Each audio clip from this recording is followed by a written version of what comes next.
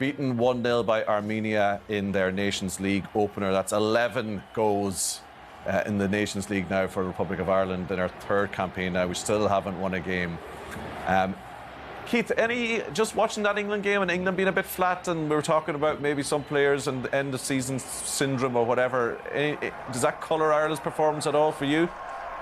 Well, Ireland were definitely off colour. There was too many players didn't turn up again, and we go back to leaders. I love a leader on the pitch, and I know Shane Duffy would be our leader, but he's a centre half. When you need the front lads to start making things happen, and you need the quality to go up, it's an awful long way back the pitch for Shane Duffy to be shouting up to the front lads. And I just don't feel we have a leader out there at the minute. But I think there is a lot of heavy legs. I think a lot of players will hide behind that. But at the end of the day, you're playing for your country. You should easily be able to motivate yourself in these games. Stephen Kenny said with the temperature in the press conference yesterday, he said, look, we didn't want to change the approach.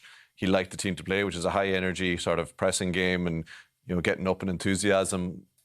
Do you think the heat and the conditions did affect that with Ireland today? Second half, it just sort of melted away. Absolutely not. No, I don't think so. I think it was 32 or 33 degrees. It looked like there was a lot of cloud cover. I'm not sure what the humidity was.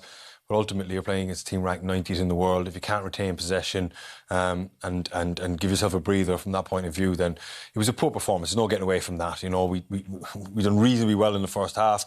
Bit aimless with the ball, recycling it for the sake of recycling it, and then the second half just an absolute capitulation. And I think Armenia were fully deserving winners. So we've got the possible excuses out of the way. And to be fair to Stephen Kenny, he's just reading his quotes after the game. He says, "I accept the criticism. We didn't unlock the door more and create more clear-cut chances.